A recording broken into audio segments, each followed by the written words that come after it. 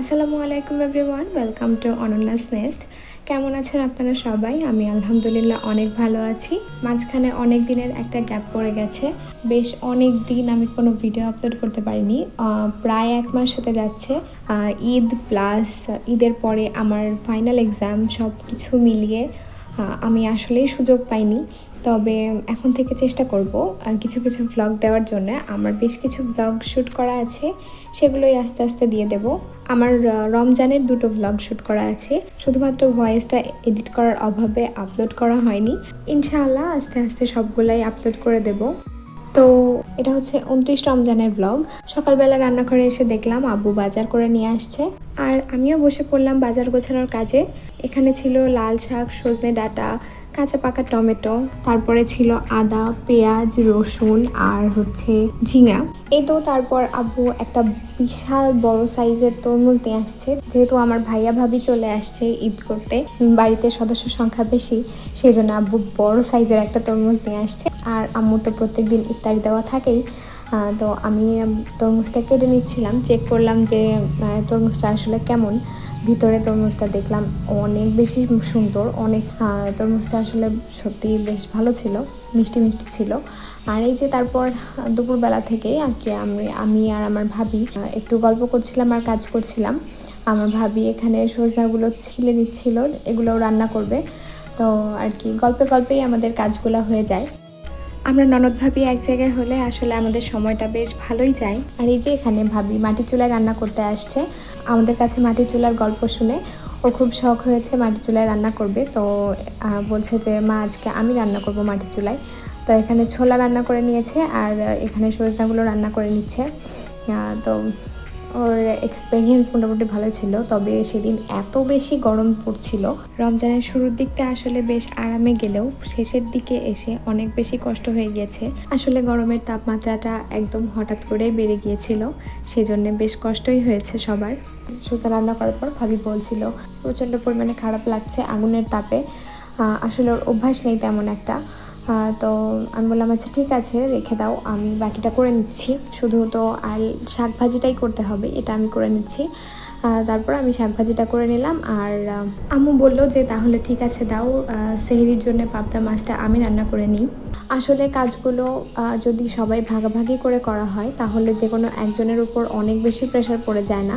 আমরা সবসময়ই চেষ্টা করি কাজগুলো ভাগাভাগি করে করার জন্যে। আমি আর আম্মু থাকলে আমার আর আম্মুর মধ্যে কাজটা ভাগ করে নিতে চেষ্টা করি, অথবা ভাবি যখন আসে তখন আমরা 3জন মিলে কাজটা ভাগ করে নেওয়ার চেষ্টা করি। আর এই তো আমি একটু খিচুড়ি রান্না করে নিচ্ছি, যেহেতু ইফতারিতে ভাইয়া ভাবি আমরা 3জনই খিচুড়ি খুব পছন্দ করি, সেজন্য খিচুড়িটা রান্না করে নিয়েছি।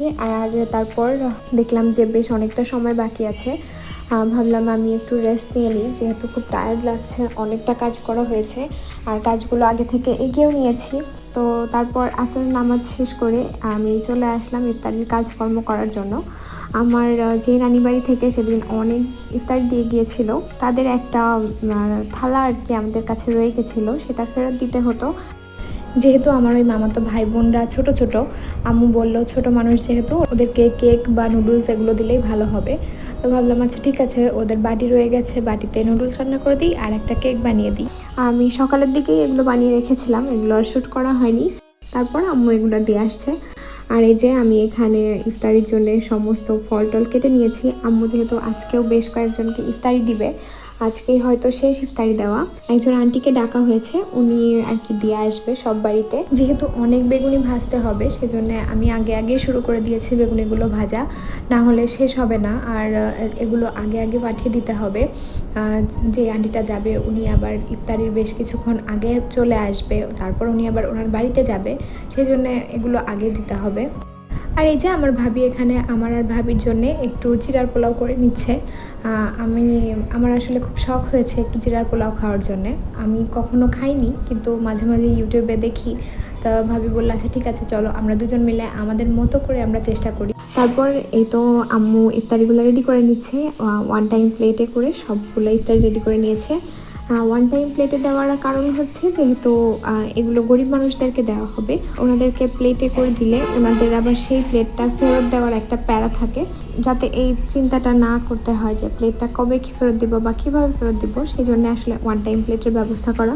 আরেকজন আসছিল, তার বাসা দূরে, তো ওনাকে তো আর প্লেটে করে দেওয়া যেত না।